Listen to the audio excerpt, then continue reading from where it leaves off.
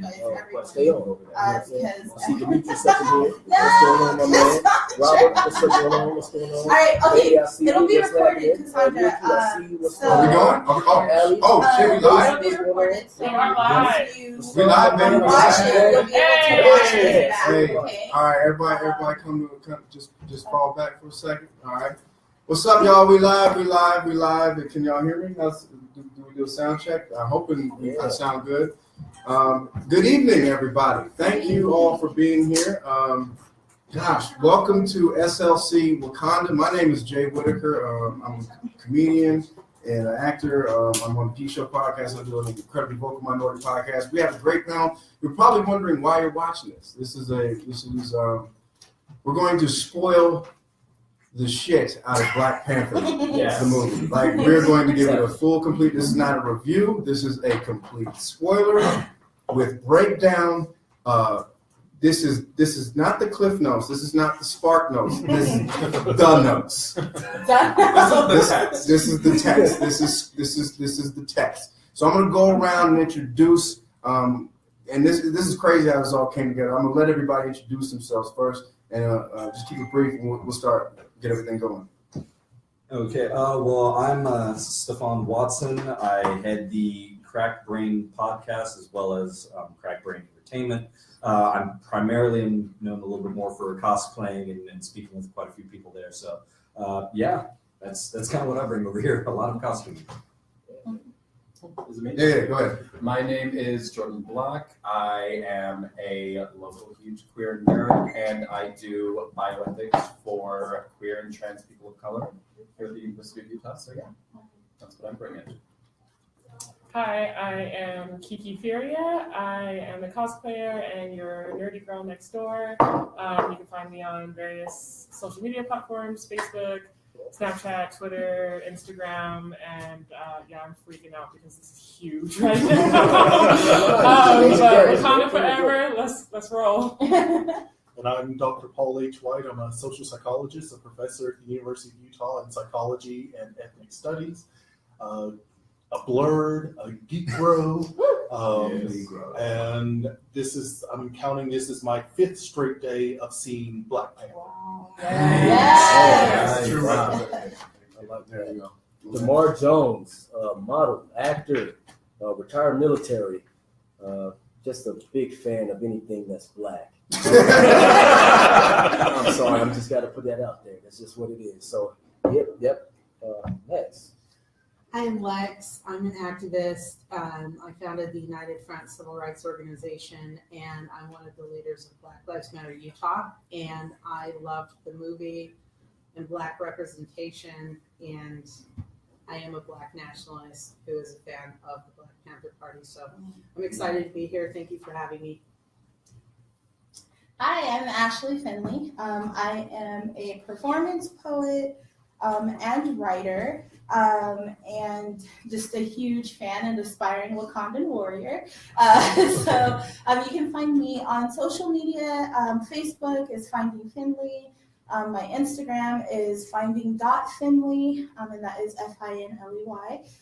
Or you can hit me up at findingfinley.com and see all my shenanigans and musings.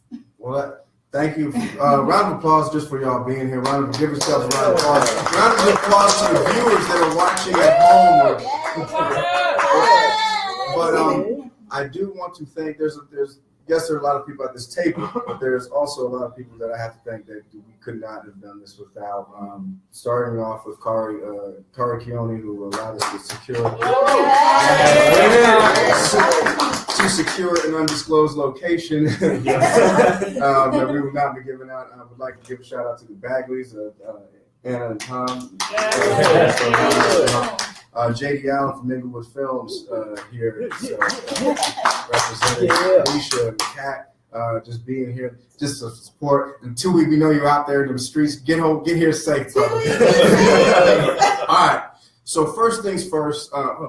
That's the wrong notes, y'all. Okay. So now we all seen Black Panther at least 2 times. Our blackness requires it. Yeah. Okay. It's the law. It's per law. And I would like to wish everybody a happy Black History Month. So thank you. I hope you guys enjoying that. But this just initial thoughts as soon as you walked out of this film? Like, just anybody, just give me some thoughts when you. I don't know how Italian people felt when they walked out of Rocky, but I kind of felt that way when I stepped out of that building, almost like I could take a bullet. I was daring somebody to do something. I felt some kind of pride like I've never felt before in my life. Like I looked around and I tried to find at least one other black person I could lock eyes with. Unfortunately, I couldn't. So I had to look at the reflection of myself in my picture as a single tear rolled down. I was happy. I felt real good, man. I'm glad to see us in something positive. You know, it just made me feel great. Like I could do anything. Kind of like when Obama got presidency. That first term was hot, boy. That first term, I walked around my job with the chest poked out like never before. Yeah. Oh yeah. Same thing here. What about anybody else? Thoughts, emotions, feelings? For mine, it was a lot of being proud. With me, I brought my 3 kids with me, and taking it out of there, all my kids, my oldest is 5 years old, and it was something where all of them just, I want to be Black Panther, I want to be Black Panther, and for the rest of the night it was nothing but just everyone running around, jumping off of everything, So for me, it was really cool because they can actually see someone else like, oh man, he looks like me, and that's all that they said. Like, he looks like me. Okay, I'm gonna do this. So like I said, for me, it was proud, just being proud. I love it. I would say pride, memories. Memories. Because from what I call the alpha, from the little boy asking, tell me a story of home, to the very last words we hear from the part of the movie, not giving the post-credit scenes, of who are you? All I could think of is like, that kind of encapsulates a lot of Blackness. Home, trying to figure out who we are, and especially when Killmonger does the, imagine a little kid in Oakland running around, believing in fairy tales. I put my town in my head when he said that, and I thought, this little kid reading Black Panther and thinking, oh, yeah, this is something I never thought I'd ever see. Wow. Did anybody hear it is 2018. We've seen a black president. Did you ever think you would just wake up and be like, hey, we're going to a Black Panther movie? Because that's what happened. Like, hey, let's go see a Black Panther movie. I never thought I'd hear that sentence in my life. Because I grew up reading comics. A lot of us at this table grew up reading comics, and it was just like, did you ever think that we'd be sitting here with? I mean, now a lot of people wondering, well, Jay, and I'm sure we've all had some shit up in our end, but Jay, you guys had Blade. You guys had he's a super. He's not a thug. He's not a hood. Okay. Blade, he's all right. The real winner is Blade's barber. That's his. Okay, that's the real winner. It's the real hero. Yeah, the underrated hero is his barber. That shape up is something else. But anyway, I'm saying is we're not day walking vampires. We are kings and queens. And this movie took it home. It took it home. It took it home with that. Because it's basically the Wakandans. They never knew slavery. I like to think of it. Or colonialism. Yeah, or yes. And so it's, as we celebrate Black history, we also, this pays a nod to Afrofuturism. It shows us what we could be and reminds us of who we are. So that's why this movie is so damn important for those out watching that just don't get it. It's because to understand, and that's why we all kind of assembled, is because I feel like, well, 2% of Utah is Black. That's 2%. And that's an improvement from when I moved here in 2004 when it was 0.1%. 0.1%. It was 0.1%. 0.1%. That's not even good skim milk. Okay? It's ridiculous. It's ridiculous. I mean, that's good. That's you ever thought about that? That's the bottom part of the milk when you need to put water in. That's that pale milk. Get you that extra cereal. That's that pale milk. That's just watered down milk. There's layers to that shit. All right, anyways, there's layers to what I just said. But anyways, I feel like I needed to call upon everybody. I mean, like, it's not just me that assembled this. This is a combination of many brilliant minds. But I think what's so dope about this movie is how it affected us in so many different ways. Lex being an activist, Ashley being a writer, DeMar being a veteran, Kiki being a cosplayer, Jordan being a member of the queer community, Dr. White, I mean, you a doctor and shit. So is that what your business card says? Doctor and shit. But I mean, this affects us in so many different ways, and so I think it was important to really express how this movie made us feel. And for the record, people watching, we're gonna spoil the shit out of this movie. So if you haven't seen this movie, sorry, we've been warned. This is we're gonna spoil this. So we're gonna talk about, but I feel like a good jump off point is we also had Get Out, movies like Get Out that are bringing awareness, creating that dialogue that shows that Black people deal with some weird, awkward shit, these little weird microaggressions that were shown in Get Out. And then we get Black Panther. So what's next? What movie do we need to really hit home? Because I feel like, at some point, I feel sorry. I won't say I feel sorry, but I definitely kind of worry about the next Black filmmaker, because you got to come right after Black Panther. I mean, like somebody like Spike Lee's like, I gotta go after that. So I mean, what kind of movie do we need next? I was thinking about this kind of as like a jumping off point. And Black Panther does have some tie-ins of this, but like right before this, there was, after the Super Bowl, they teased, what was that movie? Cloverfield Paradox? Yes. There was a big thing on Twitter about it because Ava hyped it up. And Gugu Bambucha Rob was in it. Chi Shang was in it, who is legit. I loved her. Other dude was in it, whose name I always forget. He was in something. And it was like a pretty diverse cast. And it was, I could tell there was like something in there with Ava hyping it up, that it is led by women, it is led by people of color. And that felt good to see. It felt good to see people that looked like me, people who weren't just white men in space in a sci-fi context, but I'd like to see that bigger. I'd like to see the Black Panther of sci-fi. Yeah. I'd like to see, especially Afrofuturism being as big as it is, especially with Octavia Butler doing everything that she did for sci-fi. Yes. Blackness has so many elements to it that are so richly metaphorized with sci-fi, and Black people have done so much to shape it that not does it only feel right for Blackness to have a big presence in sci-fi, it feels necessary for them. I would agree. Yeah. And I love me some sci-fi. Yeah, no, because I think the reason, and this may come out wrong, but the way, like, there's shows like Confederate that are being in production, and there's also and then there's also the opposite, which is Black America that are being put together, and it's just like, now I feel those are great, with the exception of Confederate. I think we already know the history. I think that's why Afrofuturism, that's why we need to start seeing that, because we all know that same story. I mean, and I do believe our history is important, but at the same time, I feel like sometimes, and this is just my personal opinion, we may get blinded by our history so much that we just forget about where we want to go as a future. You know what I mean? And that's why this world of Wakanda, and a lot of people, are like, well, what's the big damn deal? It's not even a real place. Well, guess what? Hogwarts ain't a place. Also,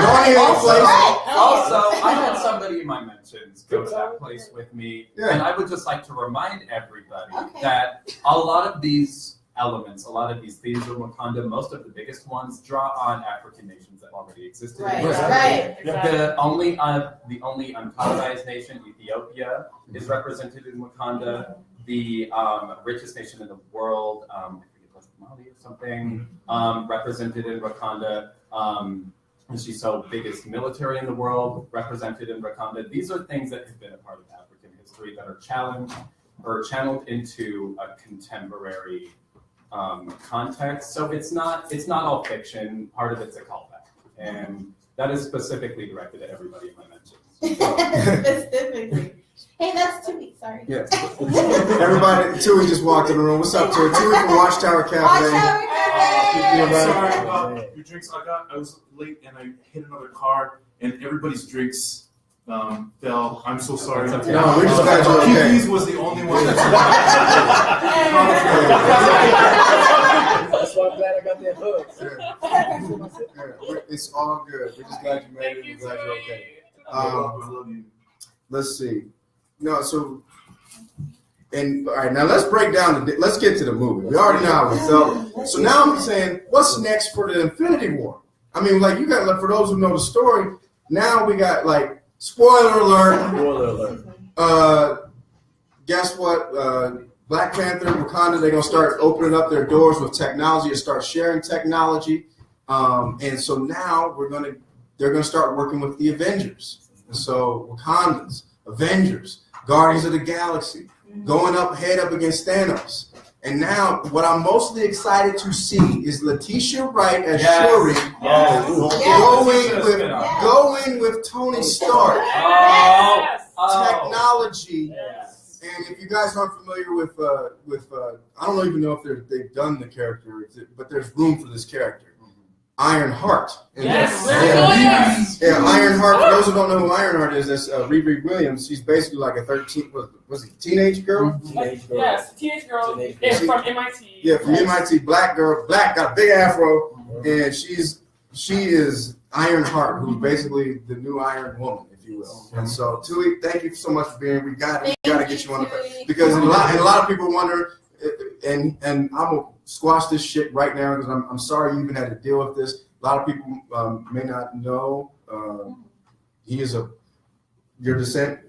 Tony. Yeah, exactly. So a lot of people may be wondering why they were asking why is he on the panel? Well, first of all, we need to be intersectional, and because that's the only way this is going to work. So thank you, and trust me, when Aquaman comes out, we see it with you, bro.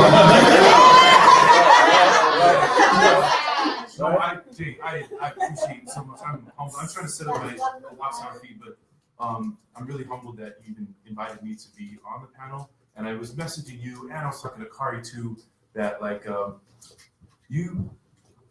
I saw so many similarities in this movie to my own culture. Right. And this, I don't have a religion. Comic books and superheroes are my religion, and this is the most important comic book superhero movie that's ever been made, in my opinion. Yeah.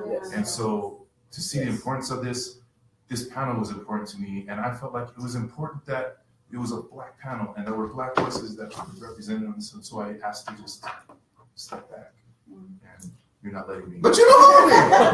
You're the homie. All right, okay, I'm here. You're the homie. No, I mean we like, and it's just important though. It really is not. It's not enough. It's not enough mics. I mean, there's a lot of people that want people to be here, but I wanted to get a lot of representation. But anyway, back to whole Infinity War. What do you guys want to see going into that? Like, how do you, like, any thoughts, feelings on that? I'm trying to see if there's a stone in there. You trying to see if there's a stone in Wakanda? It's got to, because I was expecting the stone to be in this one, right? And it wasn't, and so I'm like, it's got to be an Infinity War. Well, and then it's funny that you were trying to figure if there was an Infinity Stone, because I genuinely thought, because so much the negative shit that was coming from the internet. You know, a lot of people were trying to boycott this movie because it was racist. We'll get to that dumb shit in a minute. But a lot of people trying to boycott this movie because they thought it was racism. So I figured the directors, Kevin Feige and all that, you know, were smart enough to say, like, we're going to put something that they have to see that will force them to see this movie, like Infinity Stone. And unfortunately, we didn't get that. But I think we'll see something. There's got to be an Infinity Stone in Wakanda. Come on now, isn't the last stone left the soul one? Yes, it is. Oh. Like, well, the last one was in Doctor Strange. Yeah, but the Soul Stone. Yeah, the Soul Stone. Exactly. You gonna tell me the Soul Stone ain't in Africa? Right? It's the Soul Stone. Soul. Sorry. Solid. This is gonna be. It's not even a stone. This is gonna be a big black ass fist. He's gonna fight it. Ridiculous, but yeah. I think that's the next step. one of my favorite tweets I saw is how Black Panther, when he shows up in Civil War, he is helping out everybody. He's not there as a sidekick. And that's what's so dope about it, because we get Falcon, we get Luke Cage, we get War Machine. They're and those are great characters, and no disrespect to them, but we get a lead guy who's in control of shit. He's just like, yo, I got this shit. And it's funny because he impresses everybody in America, but as soon as he gets back to Wakanda, everybody roasts the shit out of T'Challa. This movie, he was rumbling like, roasted. What are those? They was making fun of his toes. And that was the best analog, because, like, if you're Black, you could be everybody. You could be the president of the United States, and when you go home, you are just, everybody's your cousin. It doesn't matter again, and that felt so true. Well, one of the things I'm wondering about, and it would be I think it'd be a kind of nice setup with Wakanda opening up, that Tony Stark, with Thanos and all that happening, gets his ass kicked. Yeah. Realizes, oh shit, I'm not the smartest. I need more. Yeah. And here's T'Challa going, We got come you. on, We got come you, on. bro. Get this man a shield. Get that man a shield. I was saying that shit in the house all the time. And we know, spoiler, White Wolf. Yeah. At the end, we see Yeah. White Wolf. Yeah. White So Wolf so Winter Soldier is now going to be repurposed in that way. Yes. Yeah. So here's going to be T'Challa coming in with, okay, we got you. Don't worry. My little sister's going to give you the tech. We've got Captain America. We've got Winter Soldier here. Well, Doctor, it's interesting you bring up the White Wolf scene. I really want to touch base on this. I've been messaged from a lot of people. There's some people had a problem with when Shuri said, another broken white boy for me to fix. A lot of people said, that's racist. No, it's not racist. You fucking morons. It's a clue to who's left or to who they found. How else are you supposed to describe another white dude? Yeah, exactly. On a continent full of black folks. There needs to be a flyer that it's not naming whiteness is not racist. Yes, and so Thank you. exactly. But I really like the fact that, because White Wolf is a character he's one of the Black Panther villains, actually. A lot of people don't know that. And so, repurposed. I like the way that you put that, because I think you have to, and it's interesting that it's Winter Soldier. Winter Soldier is a character that's been around for a very long time, World War II. And so I don't know if Ryan Coogler did that on purpose, but choosing Bucky to repurpose him is kind of exactly what needs to happen with this old guard kind of getting out of that mentality and repurpose yourself, because the world is changing.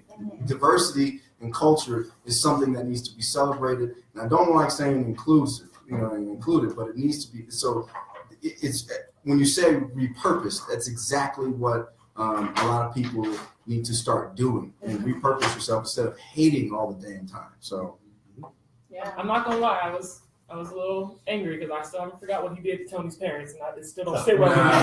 But I was like, okay, you know what? I can hang with you. It felt good to see him again. Yeah, it felt good. And the ladies in the theater I was at, as soon as dude, he woke up like, what's up? How you doing? Did a little hair flip. How you doing? Also, Captain America's hair in this and his beard are just.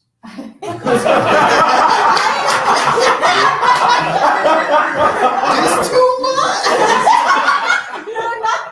It reminds me, and it's such a perfect time, because there was this meme of Jake Gyllenhaal talking to Lupita Nyong'o at some fashion show, and it's like on Jake Gyllenhaal is like that different type of white boy, and on Lupita Nyong'o is me being stupid. That's exactly what I felt when Captain America walked out. That's fun. I just wanted to say something really quickly about the line, oh great, another broken white boy for me to, or white, whatever she said, like white person for us to fix. That line in the movie, like I had such a huge reaction to that line because like in our theater, a lot of people just like laughed, they were like, oh, that's kind of funny, like it's quirky. But one of the things I think that Black Panther did so well was like they showcased like things with double entendres. I don't Yes. know if I'm saying this Yeah. correctly, but Yeah. it was like, yes, to the greater audience, that was probably really funny, you know? Yeah. But for someone like me who comes from a legacy of people who are constantly having to put like the task of fixing everything in our society, in our politics, you know, in our in our communities, like that was so important. And one of the things I had said to Tui when we were talking about this was I literally said, like, I've never felt so seen by a movie, especially as a Black woman and a young Black woman, because I think a lot of even the narratives we get, you know, in Black films are, you know, so focused on like the patriarchal standards or like, you know, the men. And so something like her saying that was just, it was profound to me, because I'm honestly tired of it. Like I have that same thing. Like every time something goes wrong, I'm like, oh great, well I guess we have to fix it now. You know, so I don't know. And what makes you think about Hidden Figures, a movie like Hidden Figures, right? And where we're constantly hidden when we shouldn't be, and so and one of the things that we've already been talking about, we haven't even mentioned, you know, the villain, but we'll get to that. We'll get to that. But I've noticed all we keep mentioning is the women. The women in this movie had so much to do. Look at that poster up there. Yeah, it is. You look. I mean, we are talking. You know, Lupita Nyong'o, Letitia Wright, who was brilliant as Shirley. Oh my God. Angela Bassett, who sold us. Angela Bassett. I mean, what does she use? Will or lady? Because she is timeless. I mean, that's Shea Butter. That's actually Shea Butter.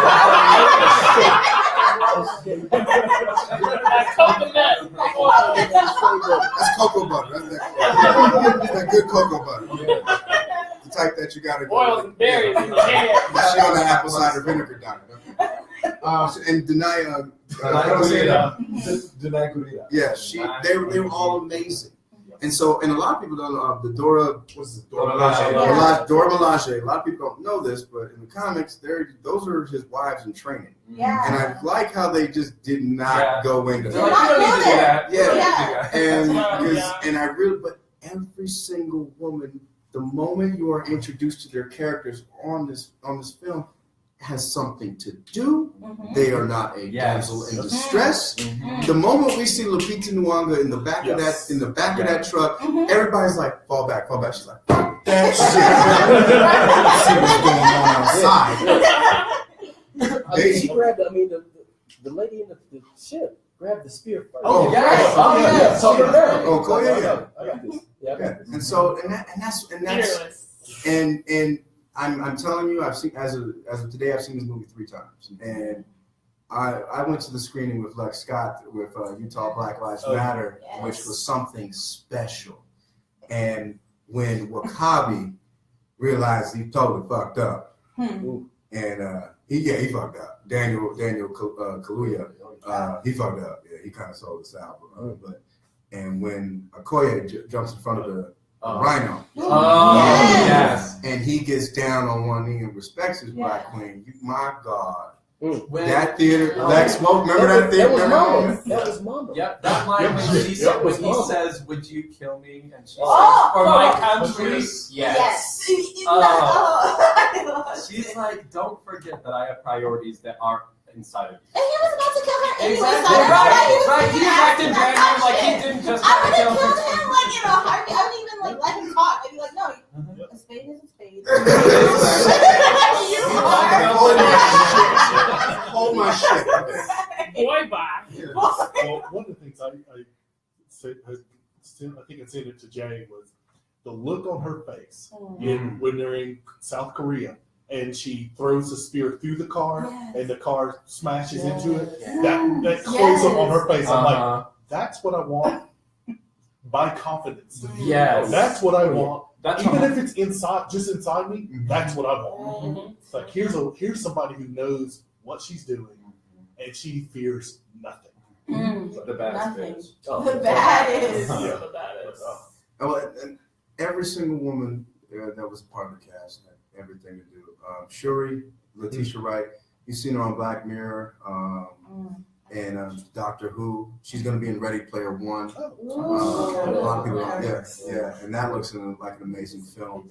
And so it's to me, it was just inspiring to see to watch the kids watch Shuri. Yes. Because she's a teenager and she's a fucking genius.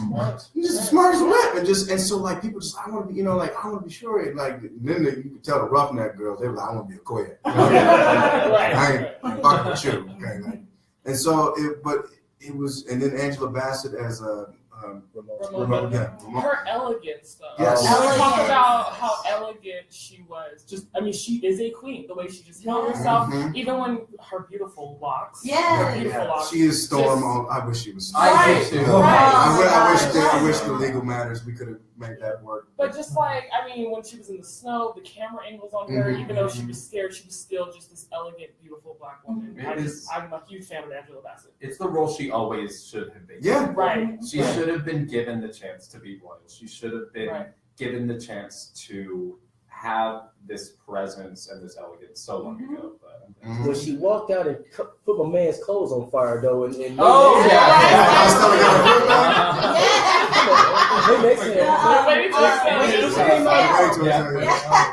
from that to the queen. You know what I'm saying? That's a long way. That snap as she was walking away. Yes.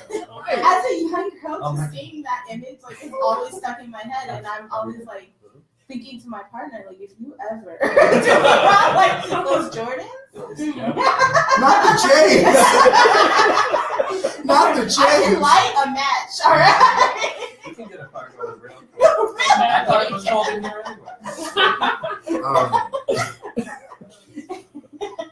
Angela Bassett is. I'm not trying to. That's like my crush. When she came on screen, I was with Michael B. Jordan. I said, "Hey, Auntie, yes." Let's talk about Michael B. Jordan. I know, ladies, y'all get ready to get to yes. So, what you got to say, Lex? I have so many gifts already. I identified with Eric Killmonger the most because when he came in and he said, "Hey, let's arm our impoverished people, our oppressed people, and let's share the wealth in Wakanda." I'm like, okay, well, let's do this. Oh, wait, he's a bad guy, but it took me a while to figure out why he was a bad guy. And plus, he looked very good. I wish he wouldn't have covered up so much because he really was too conservative with his dress. Yes. But him being so woke and being so angry, because when you become woke, the first thing you do is become angry. That's the first thing you do, and I think there are phases to being woke. And somebody said it was like the 5 stages of grief the other day to me.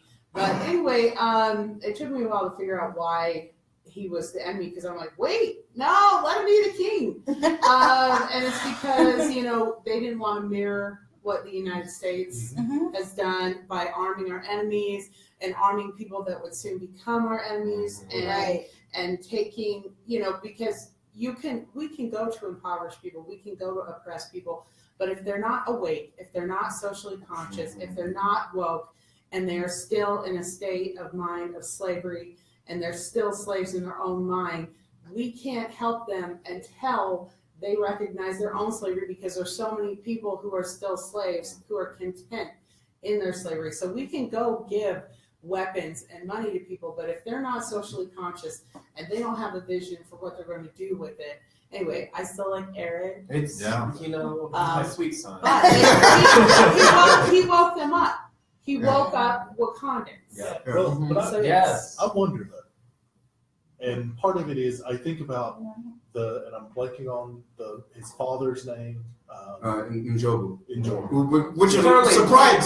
Sterling K. Brown with a surprise cameo. No one saw that coming. No one would. I was like, oh shit, this is us. And he was ghetto too. Yeah, he was getting hide the straps. I was like, oh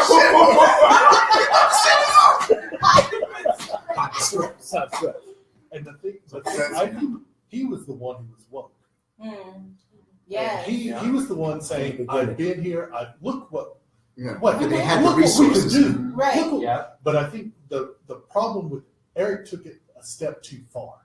Yeah. And I'll give 2 examples. When he was talking about the burn it all. Oh my gosh. Burn the hearts. Yeah. because and I think it was, we're waiting for the next king, and in his mind, I think he's going, no, I am the king. There is no other. It's like, Right. no. No. That's not how it works. But that kind of puts it into the United States giving weapons to everybody, etc.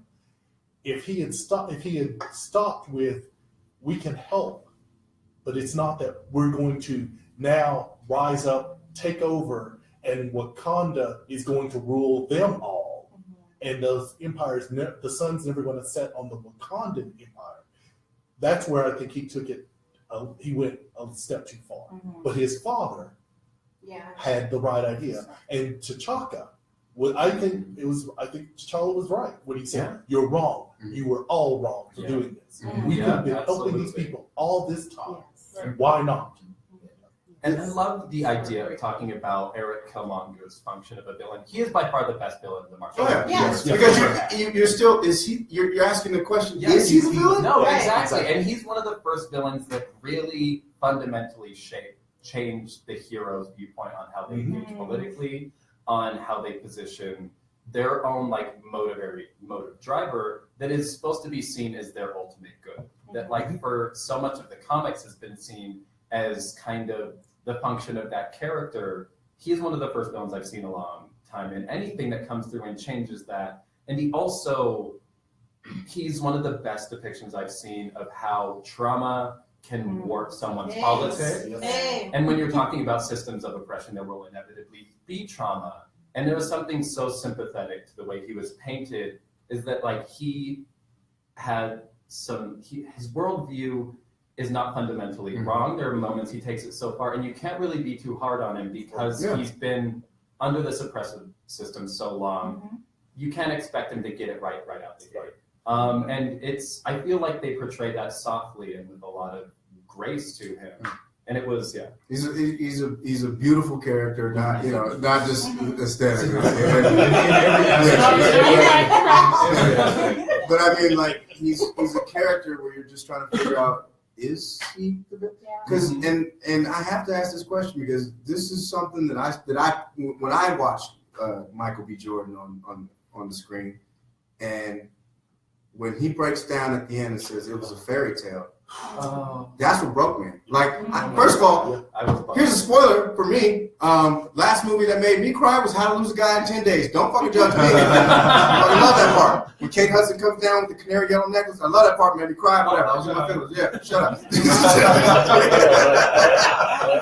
But that part because we as black people, we put this movie on such a high pedestal. I know we did. We couldn't help it. We couldn't help it. This was our Super Bowl. This was everything. And so Ryan Coogler just does a great job, the director, of sucking you into that universe. He has a very impossible task of world building Wakanda in a short amount of time. This is the Black Middle Earth. This is Black Hogwarts at its finest. And he builds this world, and you forget it's a fucking Marvel movie. And then Michael B. Jordan says it's a fairy tale. You're oh shit, and then you wake up and you're like, this is not real. And so then and by a show of hands, we're currently in Salt Lake City. Who's a transplant? I'm from Los Angeles, exactly. And so when I looked at Killmonger on screen, I remember what it was like. I miss home. Do you guys miss home? Yeah. And so that's all that boy is want. He's a kid that just wants to be amongst his culture, where he's not, where he doesn't forget that, where he forgets that he's black, where he's just a person. He's a person at a place, and so that's what. And we've dealt with so many frustrating things, and so you just can't help but empathize with them so much because you're so displaced from home, and he just wants to be home. Yeah. So that's what I took from him. So What'd you guys think? What I took from his character, and this kind of happened to me the very next day after this movie had Thursday night. I woke up Friday morning. There was a certain post of our own saying F Black Panther. Yeah. I saw that. I've seen that. So here's what it is. And then I look back at his character in that moment. I was thinking, that hurt right there is because y'all are my people. And y'all had me down there struggling this whole time. Y'all couldn't help me out. Y'all get me? So my people watch this movie, and we still can't help each other out by even bigging it up. Like, what happened?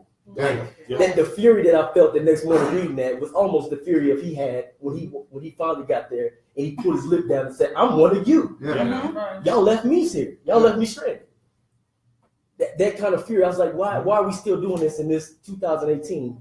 We find something that should be bigged up, no matter what the politics is, no matter who's got their hands in Hollywood, whatever. It's a step up. Let's celebrate the step up. Yeah. Let's celebrate the step up. Don't try to get too woke. We can be too woke sometimes. Just celebrate the fact that we're making these steps to come to where we need to be. Dr. Cornel West said best, you stay woke too long, you get insomnia. Well, you guys said you're transplants, but the most emotional part for me, the Utah girl, was not what was on the screen, but what was in the theater. Because we took the black kids to the theater, and when you are a black child in Utah, and all you see is white faces, and you don't see black representation, you don't see black success, and just hearing those kids in there. And they were acting a fool, and I didn't care. And I was so happy for them to actually get to see a black movie about themselves where the love interest had the darkest skin. And the character, you know, was able to show emotion, and he was crying. And that's what made me cry in the theater, was hearing those kids and looking back, and I kept looking at the crowd. And, you know, these black kids in Utah, they need this. We have to have more movies like this. We have to have a sequel and a third and more, and a woman, a black woman superhero. They're on their way. Can we get a Dora Yes. And I'm not talking Catwoman or nothing like that. We're not talking about that Halle Berry Catwoman. I never saw it. The only thing is that movie was They show it on the Bravo channel at 3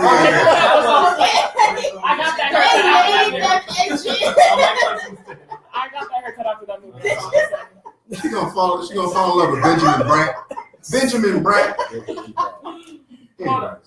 So, two things to kind of go back to what you were saying too about like going off of Killmonger. First of all, I cried like a baby when he died, just because, like, again, I don't think you weren't watching this movie deep enough if you didn't relate to Killmonger. You know what I mean? And like his whole thing for me, I guess what touched me is that we've always looked for something to connect to. We need to connect, and especially for Black people, to our roots.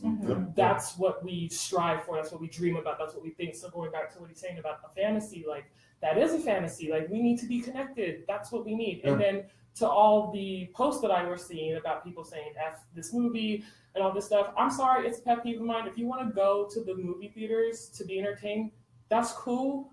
But the director of this movie, he wouldn't have put that stuff in this movie if it wasn't important, and we needed to hear it now. So you need to watch this movie and look for those messages. You can still be entertained. I was entertained, but you go to the movies to look for what the director is saying. What are these messages? Think about it. See if you can even apply it to your life. You know what I mean? Like, well, I mean, at the end of the film, with the first cutscene, where he basically says we need to build bridges, not barriers. I mean, and that's the whole thing. Is that it shows the United Nations. Here's another thing that, you know, I kind of geeked out on the post credit scene.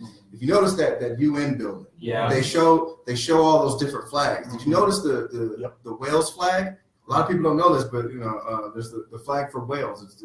They're not represented in the United Kingdom. So in the Marvel Cinematic Universe, Ryan Coogler snuck that Wales flag in to show that independence from the United Kingdom is very important. So that's what I'm saying.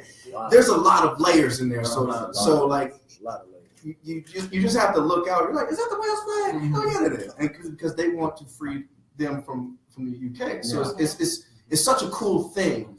And yes, we do need to build bridges. It's not just it's a movie about Black people, but it's a movie for everybody. Because look at the times we're at right now. Right. I mean, we're midway through February, and 18 school shootings? Of this year? That's fucking insane. So clearly we need to come together in some way, shape, or form. Go ahead, George.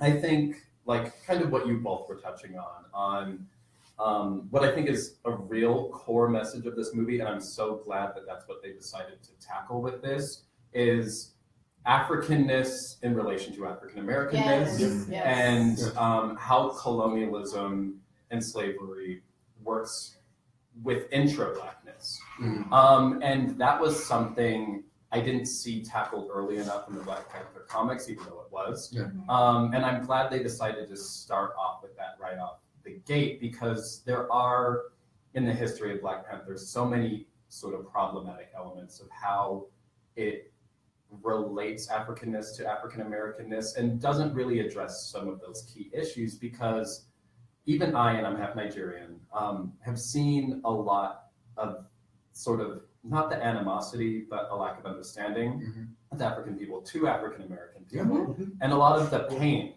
that comes with sort of that rejection from African American people. And that, I haven't seen media tackle that. I haven't seen media acknowledge that. I haven't seen that be a discussion other than vaguely alluded to in intra-Black circles. And to have someone saying this, it really centered Blackness in a way, because this movie said, this is a problem in our community. This is something we need to work through. This is something we need to have a dialogue about that.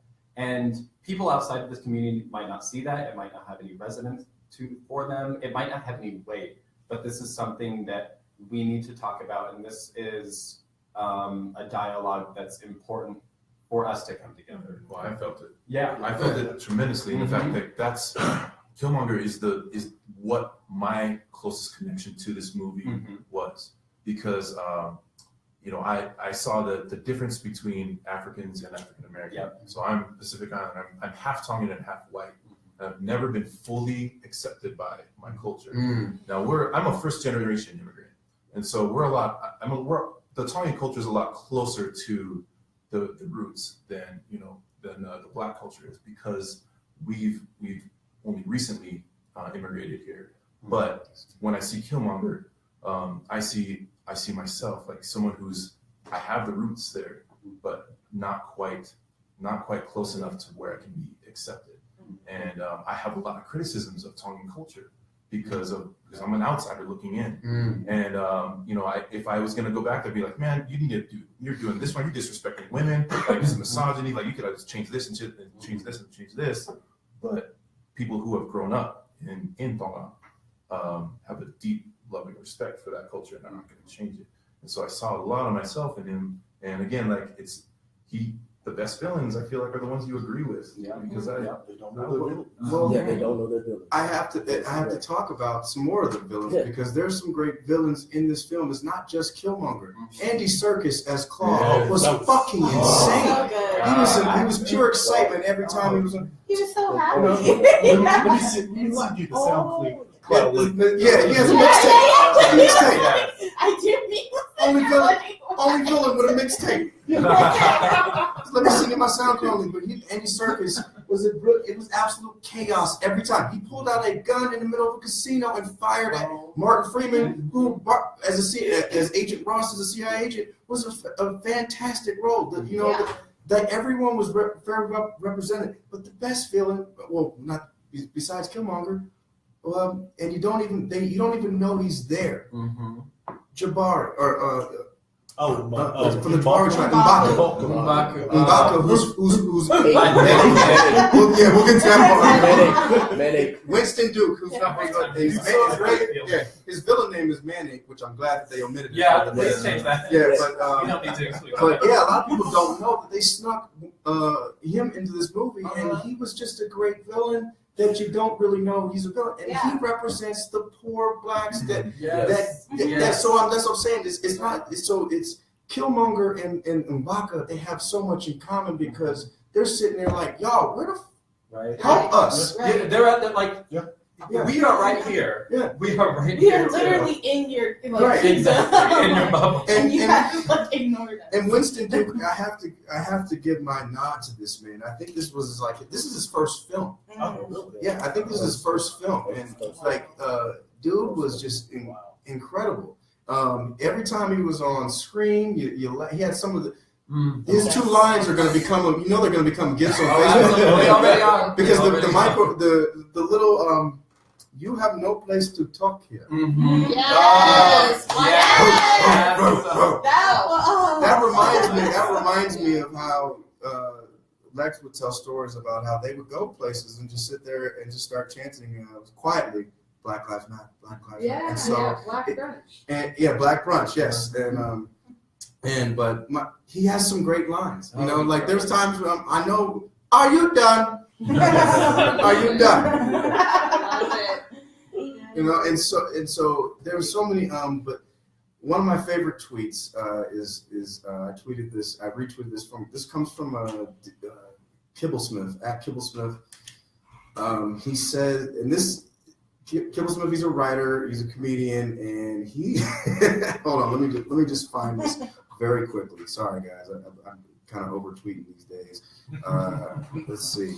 He says, Daniel Kibblesmith, he's a white guy. I felt extremely represented in Black Panther by the middle-aged white character who was excited to help out in small ways when appropriate. It's my favorite tweet. I love that because that's all it takes. It's not, and that's what I'm saying. It's not whether you're part of any movement, whether it be Black Lives Matter, supporting the Me Too, supporting the LGBTQIA movement. It doesn't matter if you're white, black, whatever. All it takes is a little bit of excitement, and you don't need to overtake everything. Just have that excitement when it's your time to call upon. Yeah, I got you. I got you on this. And so that's what I love about that entire poster. Everybody that's on there had something to do, and they did their job, and there's a message there in so many different ways. Forrest Whitaker, he did this lazy eye. He can die like nobody else, though, right? He dies well. He dies like nobody else. Oh. Yeah, we're gonna take a 5-minute break. We'll be right back. Should we leave the cams on? Yeah, I gotta answer questions, man. I'm in a bad host. I'm getting all these questions and people talking about it. I'm like, man, I can't say shit. We're gonna get some coffee. Yeah, does anybody want coffee? I spill all the boba teas and stuff. You guys want coffee? I don't know if anyone's Hey, I'm for Atu. I don't know what that means, but somebody. For Atu, Yeah. that means I love you. There we go. We got I love you down here, man. All right. Yeah. We're gonna take a quick break. We'll be right back. Thank you for watching. Stay with us. 5-minute break. Is there any way we can start pulling some questions? I know we got some. Bring them to you. Thank you so much. There's coffee in this, and I brought mugs for everybody, so everyone gets to take a mug. Do we get toys though? We do now. I love it. So we gonna get Did you see the toys? back, you guys. We'll be right back. Stay with us. 5 minutes. 5 minutes. I'll get everybody back in next season. And black I'll buy it. Okay. I know, seriously. This is hard. Little stupid stuff like that, so people don't really get that. You are the sweetest thing. I know, but this is yours too. Robert, did you really get that? Yes, but he ends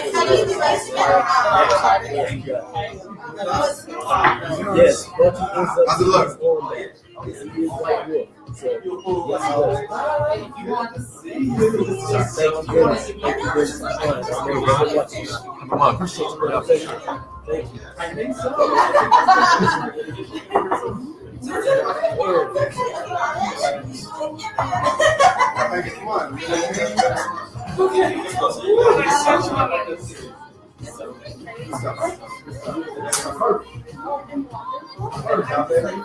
Sitting here in awe, like every time I'm gonna see something, I'm like,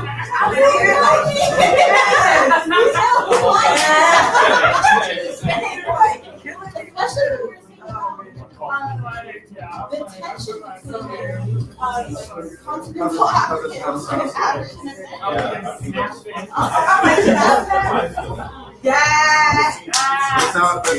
Yeah, I see you over here. I look forward for you for approval. When you start snapping. You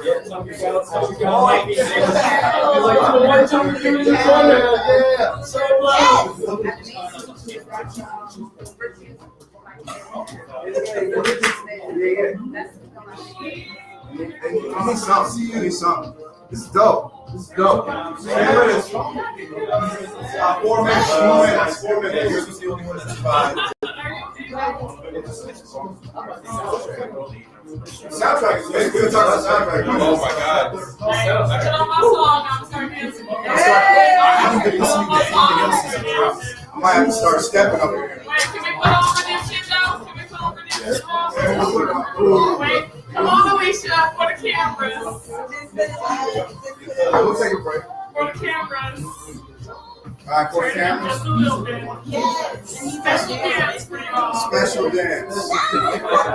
Special dance. Here we go. Here we go. Oh!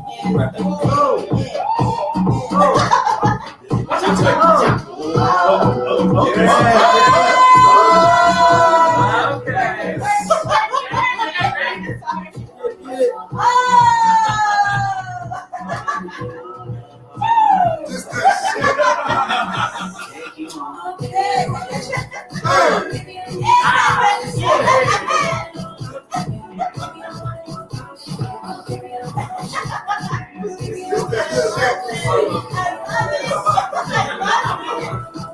That shit's sexy. Work.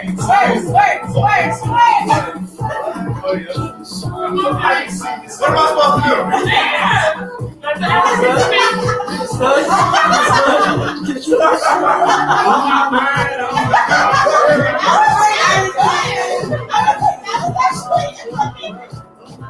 I can't put the chucks on. I gotta walk. I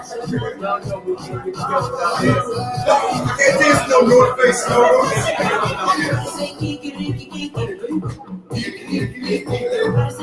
What's that shit? Everybody say kiki.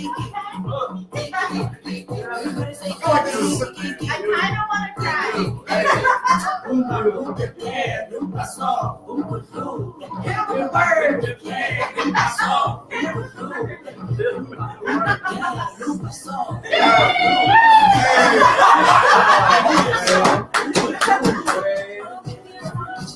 Hey!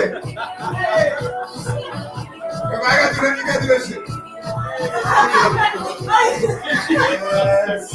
Yo, that shit got me hyped. That shit got me real hyped.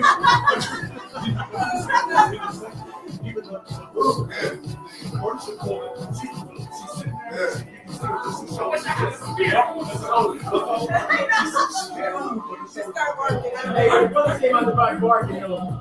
When the brothers came out the cave, they came out. Yeah, when they came out the cave, that shit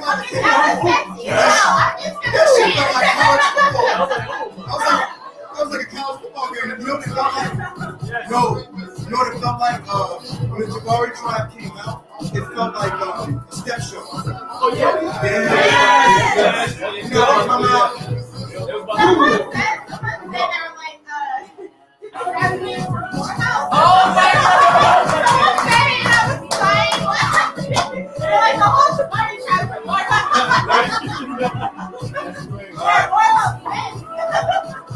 Alright, settle that. This song we're gonna go back to it. Kari's gonna start the questions. We're gonna talk soundtrack. I swear to God. I love Jordan.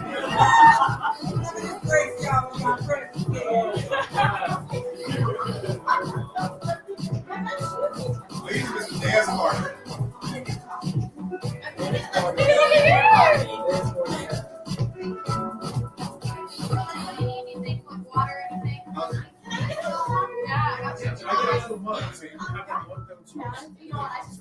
All right. Are we about to come back with it? We about to come back with it. Of course. Woo! Nice little dance, right? So, Nice. Oh, I'm still. It's like, I mean, you have to do it for the culture. No, it's not extra. It's just enough. I want black people to stop saying what we do is extra. It's not. No, I think it's I don't care if they say it. I'm happy. I'm happy to we extra. I'm happy to get extra. Yeah, there's certain things that I'm happy to be extra for you. I'm happy to have a good time. All right. You heard me in that white ass theater. Oh my god! I I walked in. have it. If anyone wants creamer, I drink my coffee black. Okay, it's soy. Okay. Can we also talk about real quick? Someone had the white ass nerve in that movie to shush a black woman. No. And there were a total of 3 of us, and it was my friend. So how the medical bills coming out? Well, that's what I'm saying. I'm like, he walked out better alive. You know and that is the realest. Those white people were like posting all those posts about how like black people were attacking them. Yeah, we'll get to that. We'll get to that. All right. Tom, how we looking? Yeah, all right. We're gonna settle. We're gonna start. For those that are watching, by the way, thank you guys so much for watching. This is cool. Like I never thought we'd be able to do something like this. Hi, all the people. And we're gonna start. So if you guys got questions, and we'll try and take care of them. Kari's kind of putting some stuff together, but thank you guys. Really, just watch. We're gonna answer some questions. We're gonna keep it light, but thank you for just rolling with us. So thank you. Can I say something really quick? Of course you can. Because I think that everybody was making such a good point about Killmonger and his relationship to Wakanda. And one thing that I had wanted to say was that I think one of the most important things like about his character that we keep hearing in the movie is how he says like, you left me, you know, and like, which they did. I mean, that sucks. They should not have left that baby, but you know, I think that it speaks like volumes to a lot of how Black people in America feel about Africans, and that creates so much of the tension there, because we really do feel like, you know, and then of course, you know, not to get too deep or whatever, because it's a whole other panel about, you know, this whole narrative that's continuously pushed about how, like, you know, Africans sold us, like, they're like, your chief sold us, you know, and like, that's like a whole other panel. But you know, when you grow up hearing that narrative and then also feeling such a deep, like, displacement, and then you see, you know, then you come into contact with people from the continent of Africa, you know, it does create a lot of tension, because on one hand, like, yes, like, so many African countries were colonized and there was like lots of atrocities there, but okay, let me be careful. Sometimes my grandma would be on my head like, okay, just pull it back. Right. I will say at times I feel a very deep resentment and a deep jealousy about people from African countries who do have, you know, regardless of, you know, colonization, regardless of oppression, they have a very real connection with their culture, and they have a real connection to their home. And for me, and people like me, and my neighbors, and people I grew up with, and my cousins, you know, we don't have that, you know? We're like, yeah, I'm from LA, you know. Yeah. Like, my family came from the South at some point, you know, Great Migration, but. And I even see that, like, being African, I see a lot of how not only that sort of like longing could exist, but also how like that feeling of resentment, of like exclusion is very real. Because, for example, like, I am the senior undersecretary of the light students, but that does not bother me. It is true.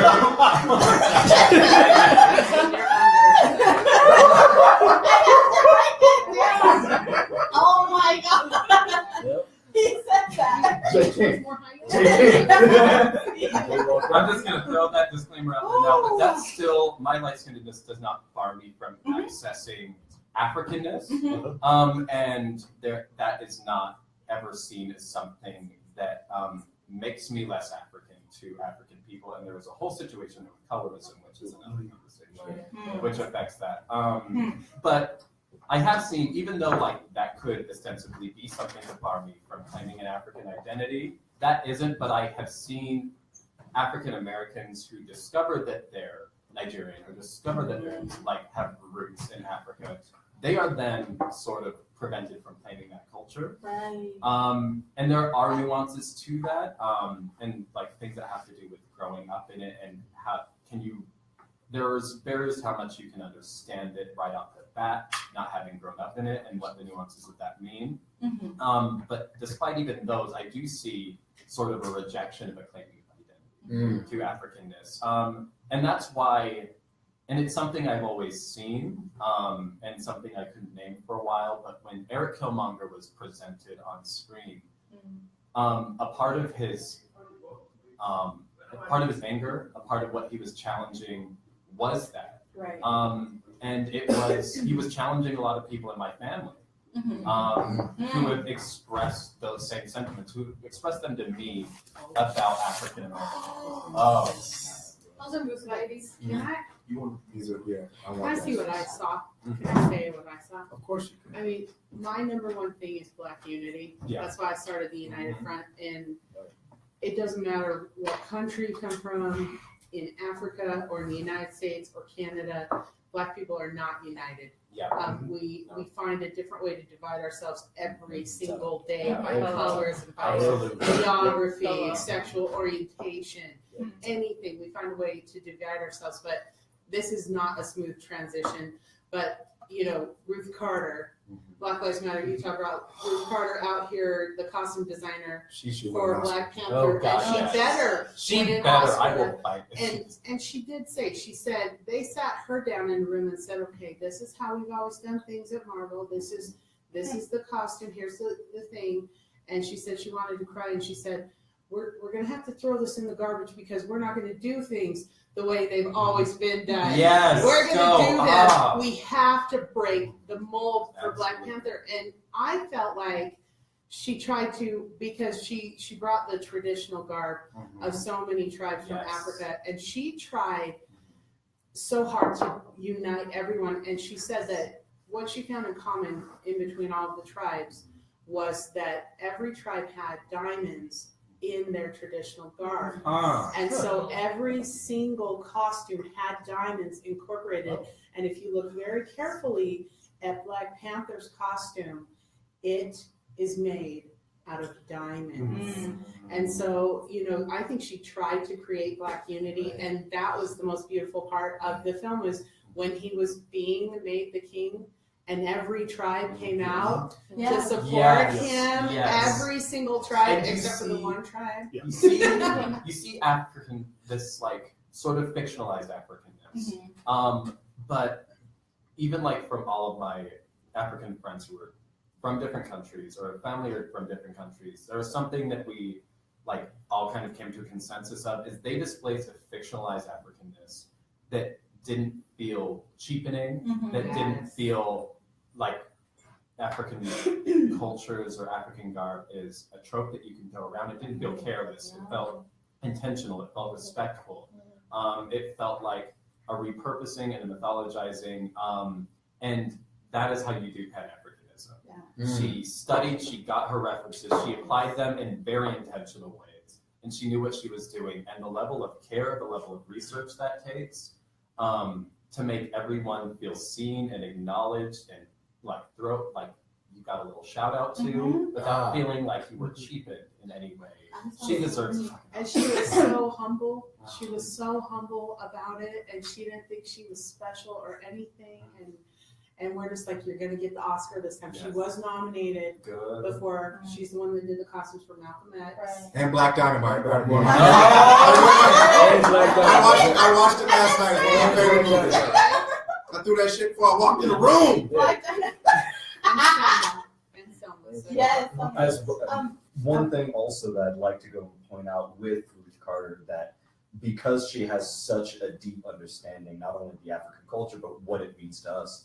You know, when we look back at what she has done before, her portfolio extends back to Amistad, and that's one of the first things that she had actually worked on there.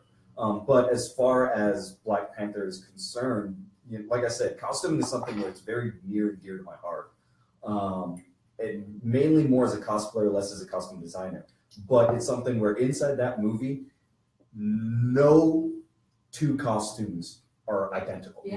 And that is something that a lot of costume designers will immediately go, okay, well, how can I reduce part of the budget? Well, I will start copying this, and I'll do that. Every single one of those costumes was exactly unique in every shape and form. It portrayed its own personality. So that way, you know, when you're looking at everything, you tend to kind of think about, okay, well, you know, if you look at visuals such as Lord of the Rings, everything is dark. So thus, you want to start thinking about, okay, well, it's dark, it's drab, it's metallic, there's all these different things. But when you look at Wakanda and you look at that, how everything was portrayed, one big thing is when we were talking about the set pieces, realize that everything was light. And it wasn't the fact that it was light, but also you see with some of these fantastical things where you'll notice blurs right around the edges and whatnot. No, everything was clearly defined. It was light. There was hardly any darkness to that. And thus the actual costumes went in line with that. She took such care not only to get things as far as culture and as far as representation right, she took it even farther with selections of the costumes. And also the fact that, you know, one thing that we love pointing out, especially in cosplay, is that everything has to have its own function. So when we're thinking of, you know, just the last battle scene, every bit of the costume had a function, whether it was a weapon, whether it was a shield, everything was used. There was no textile that was left unused. That was, Damn, she used to win that Oscar. Just looking at his suit, like the detailing of that suit. Well, all right. Well, here's a question. So, who y'all cosplaying? I mean, you guys are resident cosplayers. Okay. Killmonger. Genderbend Killmonger. Oh my God! I gotta do a Genderbend Killmonger, and I gotta be Miss Beautiful Ramonda Angela Bassett. To be elegant queen. Thou, please. Thank you. For myself, I made a post about it. I think like 4 or 5 days ago. I worked on a Black Panther costume in 2013 when there was no movie being talked about, you know, and put it down primarily because of a lot of hate speech that was going on. But now, I made a post not too long ago that I wasn't going to cosplay Black Panther and that I wasn't going to be doing Lando Calrissian. But the person that spoke to me the most was Shuri. Yeah. And I want to do a gender bend shirt.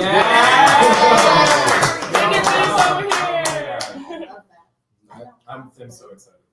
I will put you in you. I will help you. I haven't cosplayed in a while, and it's been a few years. Like the biggest one that I did was Falcon. I had the functional wings. That shit is still.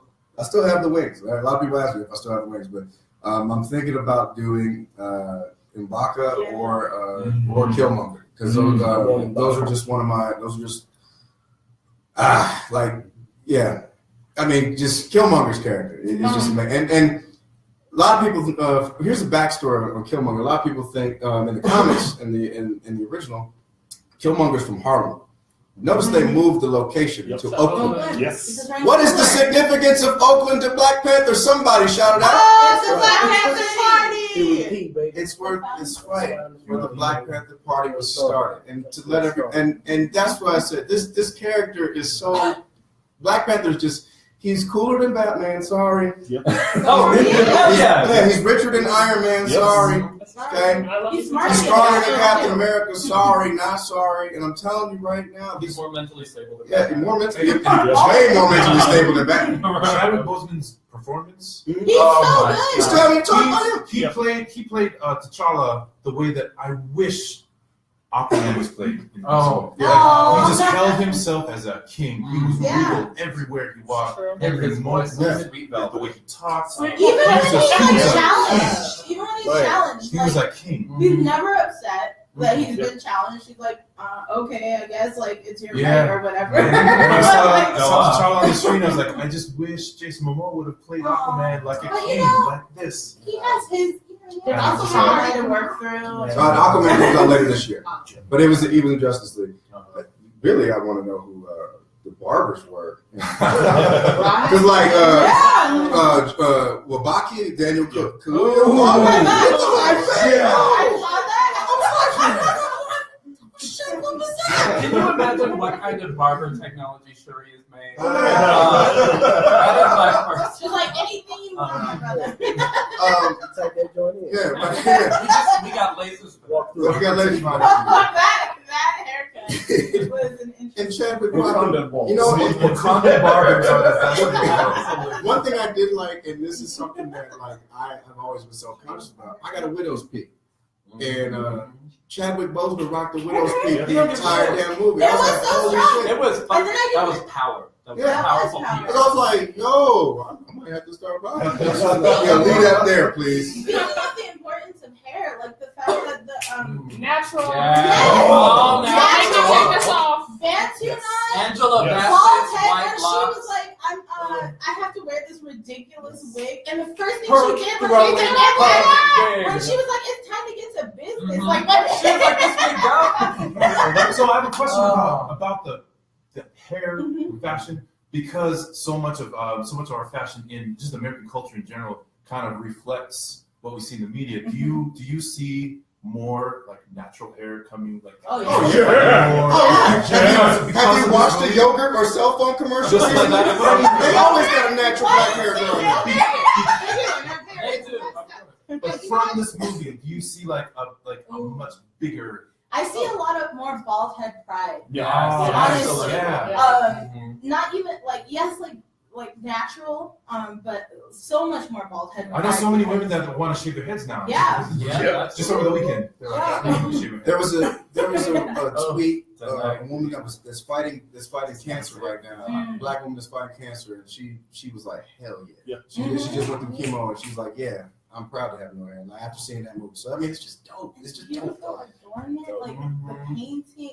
And I love the Sorry. functional hairstyles. The fact that like Lupita had just those like Yes. tiny And bumps on that. Yes. She was The like, this is a tattoos. woman that has to fight when she has to. Yes, And she you is know, gonna be that's not worried. sort of good functional hairstyle. But then she let him out. She Yeah. let him out with Yeah. that dope dress she had on. Uh-huh. So just whip it back and forth. That's also was one of the things that was interesting there was thinking back to Whoopi Goldberg Yes. and her when she did that one woman show. Oh yeah. And she, one of her characters, she put on the towel and was Yes. flipping her hair, and that's what that's all I thought about is how many black women I've known over my lifetime that have talked about having to, it's like, oh, when they were a little girl, I wish I could have had my hair that long and just whipped it back and forth. So when she said that, I was just like, yes, I know so many people who are going to resonate just with that line alone.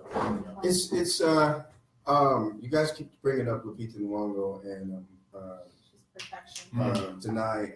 Yeah. Yes, I do want to talk.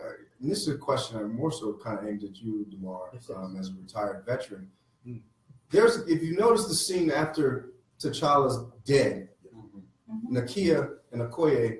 Nakia is a spy. Okoye is a general, Oh, and my it's her. And so I know they're like, and I'm help me with this question, but basically how black people are constantly connected to the military. Even Killmonger had to get to go to the military, and how I guess the question I'm trying to ask is just more.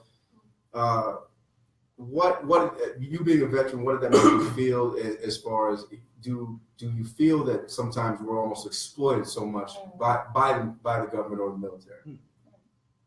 It's the whole slave mentality, man. When you think about the military, that's what it basically is. You're told when to wake up. You're told when to go to sleep. You're told to do all these things, and there's a hierarchy. You can only go as far as your superior. You can never try to reach to go as far as him, because then there's always another tier that you have to fight for. So when it comes down to military standpoint, I think we try to, as a power, we see it as it's an ultimate game. Like when she refused, he's like, I have to. He's the new king now. I can't go nowhere. I can't go nowhere. Trump, I work for the military. As much as I just want to be like, you know what, I'm done. I can't. Unfortunately, he's the new leader now. So I have to do what is being told to be done by someone that I don't really necessarily agree with. But this is where we are. This is what we have to do right now. Hopefully it passes. Hopefully we survive this. But this is where we are, and we have to sometimes bow down to that. And if you look at everything, like even the Black Panthers, they were military. Everybody, the military, that has a strong thing to it. It's a military.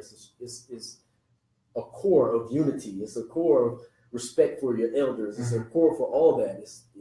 They're panels. We have panels to see who can get the next rank. Yeah. All these things is like everything boards. You have to challenge the next person to see if you can be the next level. So all this stuff had a military feel.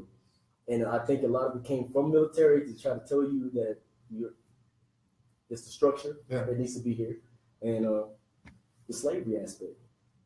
So it was very interesting because it was what I loved watching Okoye's character, as she is a member of the military. And for those who don't know, I'm a member of the military.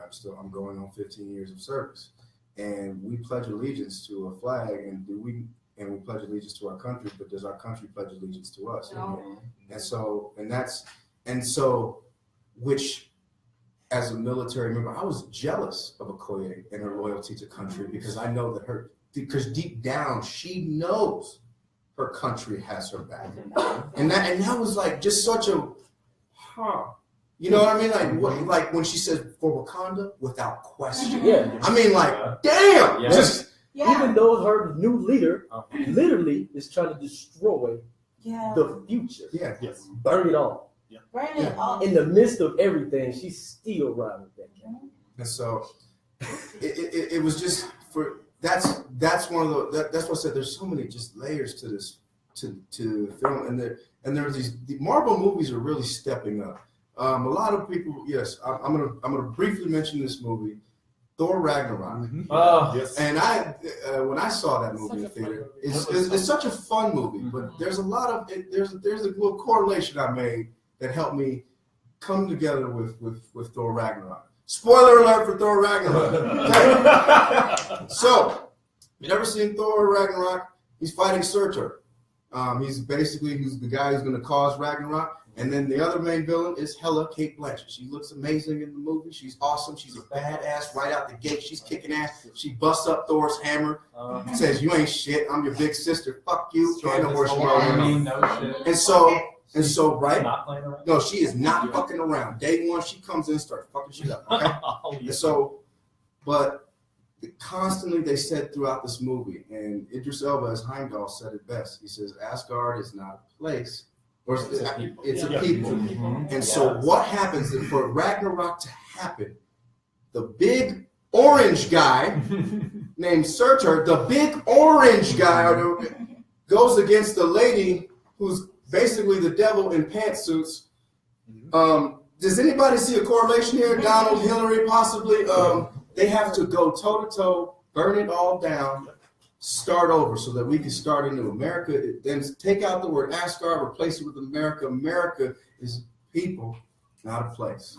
And so that, and also in that movie, Thor Ragnarok, they recognized the sins of the father. Because Odin was the one that fucked everything up. The same thing with Black Panther. Yes. It's the sins of the fathers, and fatherhood is such a big important thing. And so that's why I'm talking about. That's why I see the correlation in Thor Ragnarok and Black Panther, how they talk about the sins of the father, how we need to start over, reset the mindset. Go ahead, Dr. Well, think about it, because Killmonger says to burn it all. Mm-hmm. One of the things that Nakia is challenging T'Challa when they're walking through the city and saying, "We can do this. Yeah. We can." And he's like, "No, it will change our way of life." And she goes, "We're stronger than this. We can help the world and still be us." Yes. Nakia said it first. Yes. Yeah. But you know what's another great thing about Chadwick Boseman playing T'Challa? How often very soft-spoken man. Yeah. He only yelled one time in this movie, and the only time he actually yelled, well, actually twice. I did not yield. That was the second time. The first time he yelled, "I am Prince," or "I am King T'Challa." King of Wakanda during the challenge day. Yeah. Which also I thought. Which Actually, sorry. What? Remember when he's talking to Zuri? And Oh, Zuri's like, "I'm not going to say anything. I promise my king. I am your king." Yeah. Yeah. That's what I'm saying. He's a man who doesn't have to yell Yeah. all the time, and he gets shit done in a way that's just Soft power. yeah, it's soft. Yeah, it's soft. Regal. It's regal. He's regal. So, and it's just like I feel like we all need to reflect that. Saying, we shift gears. I do want to talk about. I got two more things, and then we'll just kind of take some questions. And I'm sorry because this we could do this all day, but I gotta make sure we hit these notes. Now, Ash was bringing up earlier about how, first of all, no one is getting attacked at theaters. Go see this movie. Okay. There is fake news all over.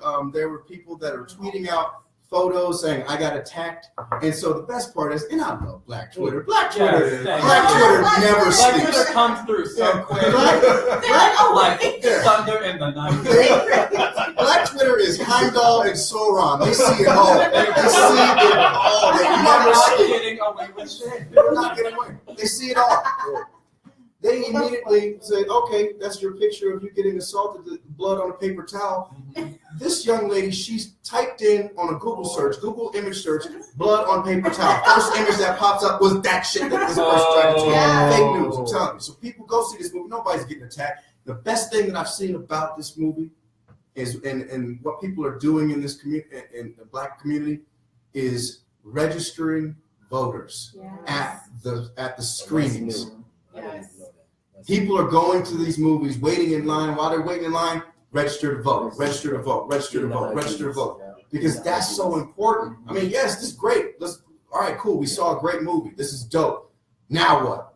You want that? Vote. Yes. Make some. You want to see what you want something close to that. Yes. I want some sneakers. Yeah. You know?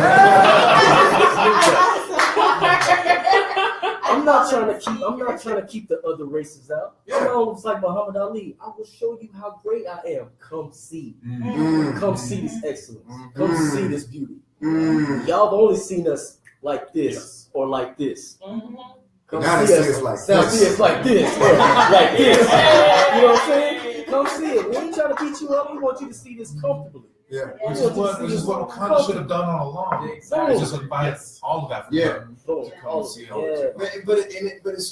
But that's the thing. It's such a it's not necessarily a frustrating movie to watch, but because you're like, well, shit, now what? Like, I mean, because I understand why you close those doors, Right.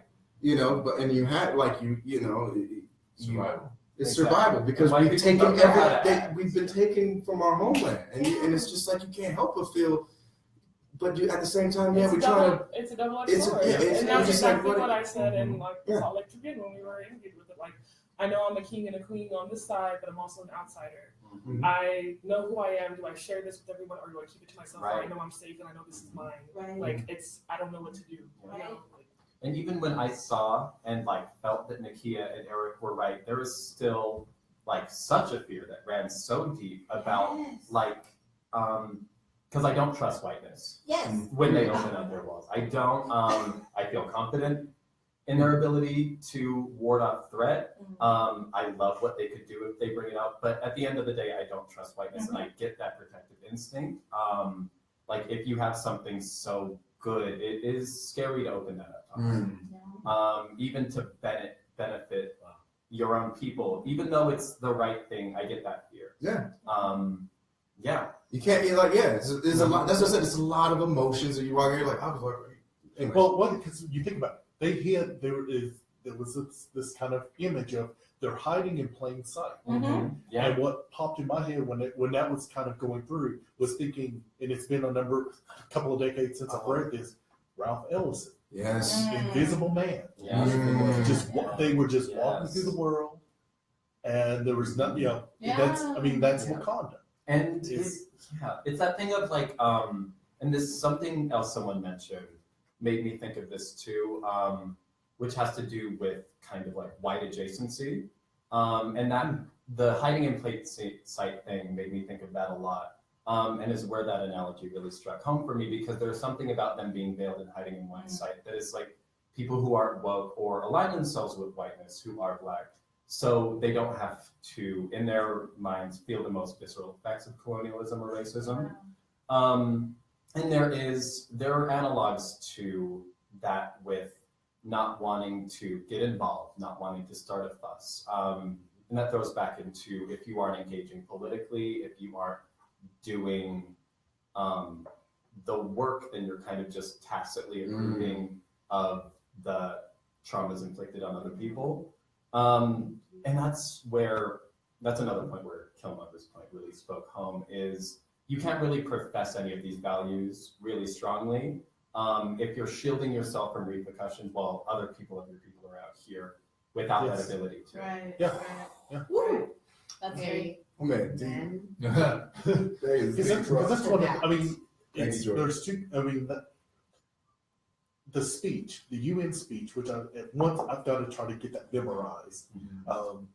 The question that comes up at the end: What can you farmers, you backwards people, Yes. show? Yes. You know, just Yes. to me, Yes. when it goes through, it shows each person, even Everett Ross, and the smiles on their faces. And you end with Chadwick's smile, and just because you think about how many times as a Black person or a woman or LGBTQI or anything, it's like, what can you give us? Yeah. What are you doing? Yeah. We're up here. What are you're thinking you're going to help us? Right. You know, that kind of, and again, I go back to that. Who are you? Kind of, to me, that's a challenge question of who are you in this life? Who are you? What are you doing? Who are you? Wow. Just And then Sorry, I was just gonna say, like, I love that because first of all, you have to identify individually like who you are, but then also going back to Black unity, we are together as a people. We know who we are as a people, and this kind of for me connected back with Killmonger because I don't want to cry. This is the space. Cry out. Like, I guess another connection for me when I saw this movie was son to father relationships. Yes. And I never really have no connection with my dad. Right. And so like I said, going back to being connected to something, finding a family, finding home, your roots, like it was just too much for me. And so I do think that we as a people need to start, us as Black people, yes, unity, but then going back to like what Jay was saying, we all need to just start like being open-minded, be woke, but don't get insomnia, but help out in little ways. Start by getting rid of these damn stereotypes against me and just see me as an individual and acknowledge my culture and who I am.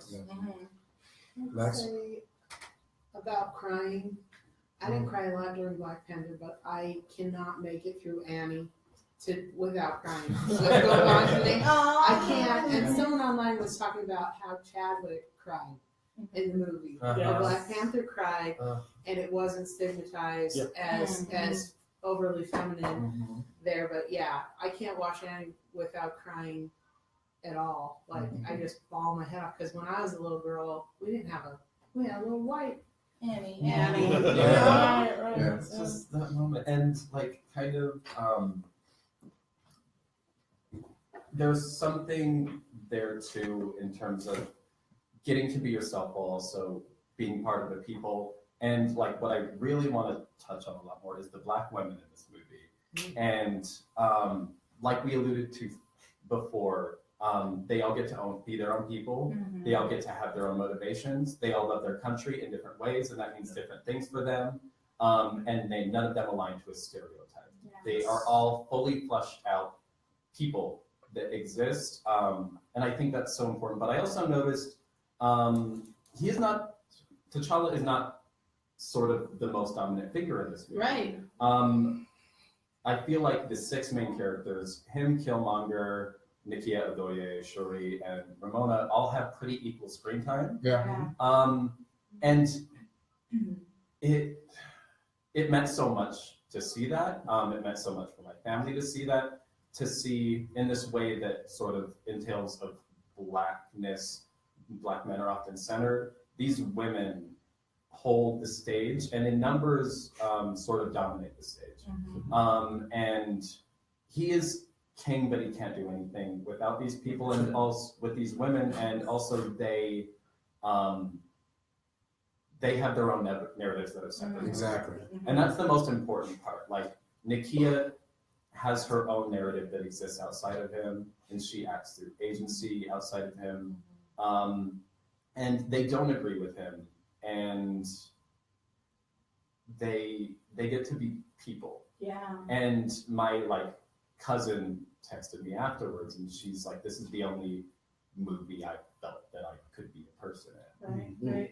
And I think we underestimate how rare that image is portrayed within even Black cinema. And yeah, I really want to name that. Real quick, and then Lex, and then we got to take time for questions. But go ahead, Lex. Well, about the stereotypes, what I really liked is that they kept the spares, and they didn't practice respectability politics, and they kept the Black slang, because I feel like Black people are so concerned about not falling into the box of a white stereotype. But why do we care how they stereotype us? Why can't we be proud of being Black how we want to be Black? And they kept the spears, and they kept everything, and they kept their Blackness, and they defined their own Blackness, and they just said it's not a joke. I love that. I love it. They kept their Blackness. Yeah. Okay, I'll go really quickly. I know. I'm sorry. Well, just because this part was really, to me, it was the whole movie, the whole experience was the centering of Black women. And one thing that I really love, especially when you put it in juxtaposition to a movie which is still great and wonderful and profound, but Fences, right? Where we have all of these narratives about Black women, and this is going to make me cry because we have all of these narratives about Black women who just lay themselves on the ground for their men, for their children, for their communities, for their families. And the Wakandan warriors, they did that in such a different but powerful way. And then also, as a Black woman in this world, especially in a predominantly white state and city, I feel like I'm often challenged to be able to. Sorry, I'm trying to go faster. I'm often having to beg for my time. I'm having to beg to be let into these spaces. I'm having to beg for a seat at the table or to prove myself that I'm worthy to have this seat at the table. I'm worthy of, my salary. I'm worthy of all of these things. And so one of the smallest things, but one of the greatest things to me is at the beginning of the movie, when we see in Oakland, when we see Killmonger's dad, and then the young sorry, my brain. I'm trying so hard to This is James. Yeah, James. Yes. And they knock on the door, and he's like, "There's these two." What did he say? Grace Jones. Grace Jones. Which was also great. I love that now. The freaking line. They will not knock again. If you would have seen me in the theater, even Brandon, who's my partner, was looking at me what the hell? Because I was I'm sick of knocking. It's just a mantra. It was so I won't and an knock aspiration. again. I told you once. I told you once. If I have to bust this door down and kill everybody, I will not literally, beg for not literally. Exactly. I have to make that. Not literally, but I mean, I'm saying I will fuck your world up because I'm sick of knocking. And I will not beg for access. Right, I won't beg for access. Jay, my husband read something you wrote on Facebook the day after you watched it, and he goes, "Hey, are you seeing what Jay's doing online right now?" I'm like, "What?" And he's like, "He posted a Black Panther is great," and some white girl posted, I heard it wasn't very good. And Jay said, fuck what you heard. Don't see it yourself. Don't see it yourself. Yeah. I heard it wasn't good, and I was like, well, that's a great opinion from coming from someone who's never seen the fucking movie. Seeing is believing. Fuck what you heard. All right, I gotta get some questions because like we're basically running out of time. And, thank you so much, Carl, for letting us use this space. Thank you, But Carl. yes. All right, first question. Do you think Killmonger is really dead? No. No, No. I just don't want him to be. Yeah, same. Okay, I feel like if we're gonna see him again, I'm thinking it's gonna be in the astral plane, like Yeah. the ancestors. I think that might be a point Oh, where my we can heart, see if he him. got into the ancestral plane. I know, right? Maybe in that plane. Or they're gonna figure out a way. Shuri's gonna figure out a way to bring him back. Yeah, I'll tell you right now. In these comics, in this story, he is resurrected. Yeah. Yeah, that's Killmonger has been resurrected. So resurrected the king. they do have kind of like a Lazarus pit in the Golden City in Wakanda. So that's just food for thought. I think honestly they're gonna do something with him. I think But they would have. that was a great line. Well, that was A great line. I'd rather die. I'd Bury rather. me in the ocean Yeah. because my ancestors knew it was better to die than to live in bondage. Hello. I like his Message. message. I like his outfit as a. And I like. I know. I don't need to. Killmonger's a villain. You know, he took over the Black Panther mantle, but a lot of people don't. The little subtle things that they did with his costume that Ruth Carter did.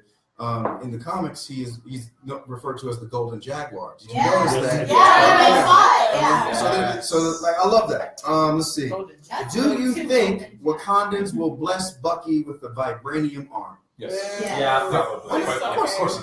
I mean, it's right there. Right. I mean, you already brought him in. Yeah. And Shuri likes a challenge. Yeah. Yeah. I mean, but like it's there. Hook you up. Yeah. And White Wolf is not a one-armed villain. Yeah. He has two arms. I love So- how excited she was to talk We're to gonna us. hook you up, bro. Yeah. Don't you worry about it. That like Pick out your arms. Him out his arm. There we go. When thinking about this film and Get Out and TV shows like Blackish, Insecure, which I love, and A Nicer, which I love, are we in the golden age of black media? No, I think that was the 90s. Yeah. I think that's. Martin, different world.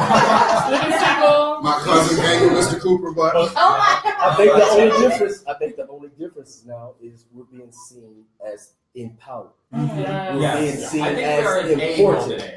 Like we're seeing Able- important. Even Insecure, they're showing a woman who is controlling things, and they Yes. show her friends who are lawyers and all Yeah. these teachers And they get to all be this kind of messy stuff. and be people. And they can Yeah. be messy to That's people, what I but love. still Yes. control the environment at the same Which- point. So I which think that's a little bit different than the 90s. 90s made you feel good. Yeah. Right. It made you It was smile true. and happy. 90s And it was was true. true. It was Although true. Living Single was like Thank a you. great I love representation Oh, of yes. black Oh, women. Yes. my God. I'm watching that on Hulu right now. Yes. It's Um, cool. I'm so excited. But like, I love that you said that because I think that's true. And now we are in an age where, like Jay had posted, and a lot of other people posted, like we're tired of seeing ourselves as criminals, as ghetto, as poor, as a, now it's the jaywalking time. vampires. Now it's the time to be viewed as empowered. Yes. Yes, I love that. As an outsider looking in, I remember Martin and all the sitcoms from the 90s. Yes, It was a sitcom. sitcom. Now I look at Black Panther like it's being taken seriously. Yeah. Now you have heroes. Yeah, Now we got exactly. heroes. Now you have heroes. Boom. Could you imagine Like, that being Daniel Kaye right now? Last year, his movie Get Out. This Yeah. year, Yeah. Black Panther. Man. It's almost like, okay, what are you doing next February? Yeah. Yeah. Even though he was black in Black Panther, but You know, he sold everybody out. Like, I was like, dude. I'm like, how you gonna use your rhino? Like, Like, yeah.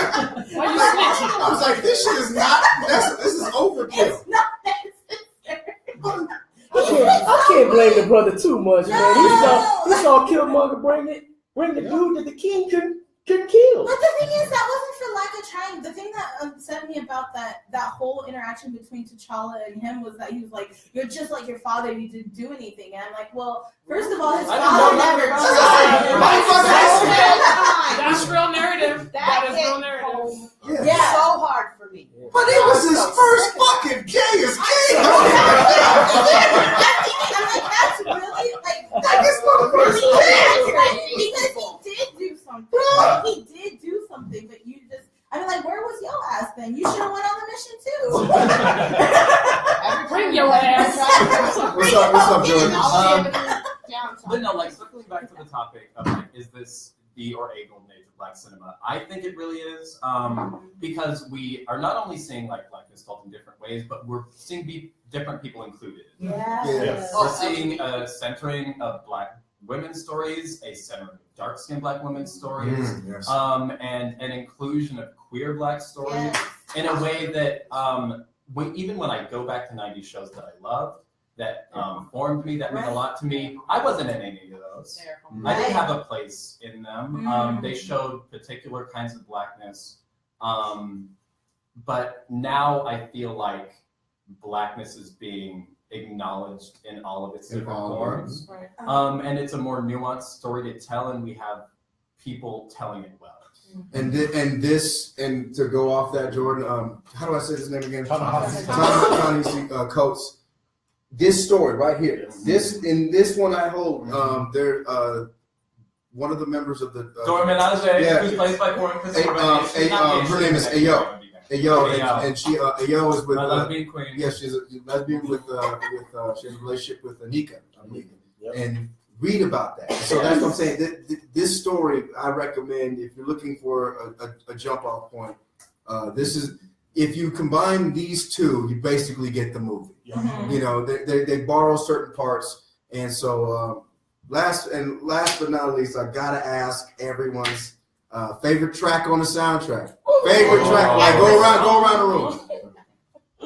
Go around the room. If you had a chance to listen to the soundtrack, if you haven't, then make sure you check it out. Are you on 10 yet?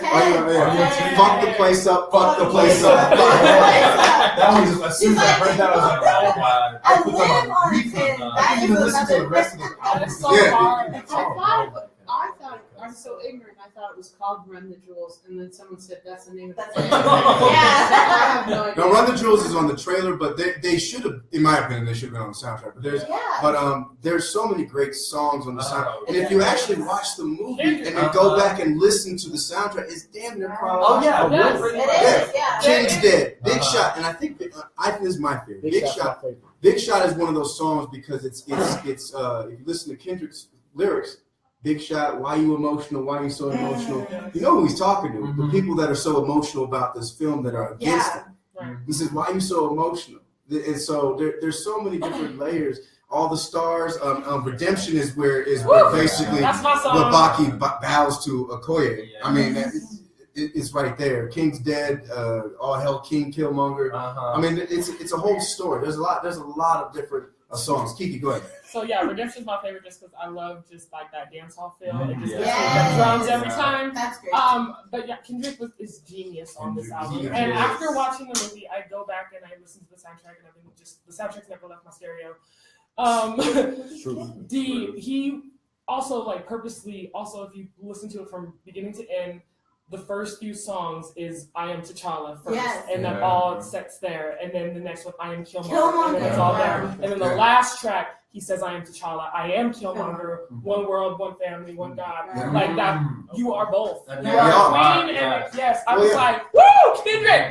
Because you are the king and you are the insert. Exactly, and that's and the reason. I have to quote James Baldwin. I said this to Lex when I saw this movie. I said.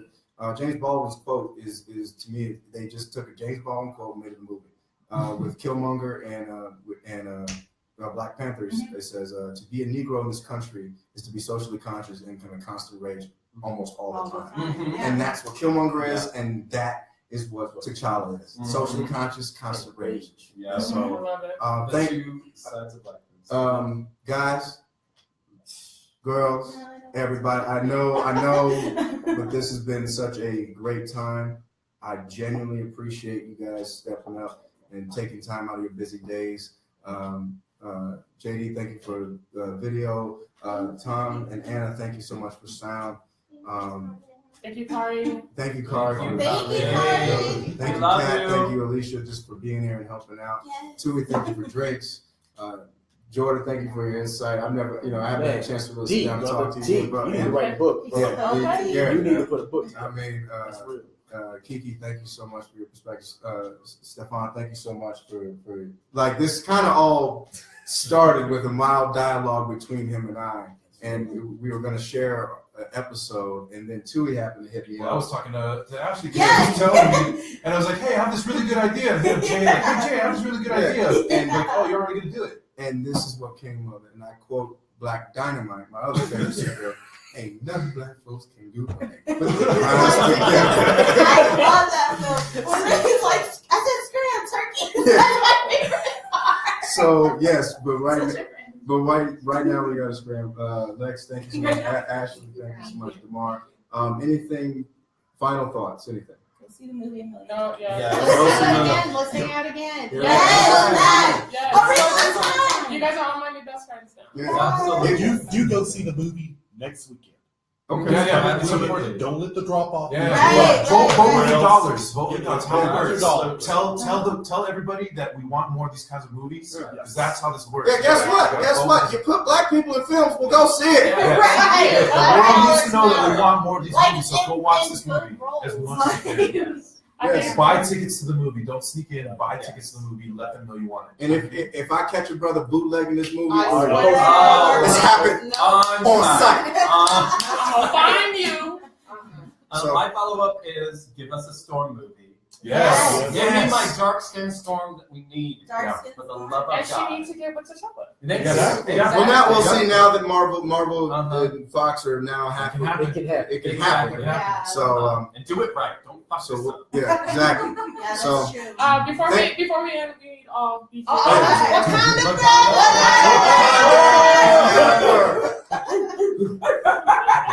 Peace out. Thank you guys so Thank much everyone for for watching. watching. Thank We you. love y'all. We hope to do this again somehow. I don't know what. But It'll happen. Get out too, I guess. It's a wrinkle in time. Get out. Time would be a good one. Wrinkle in time. I already tried my it. next- So that's-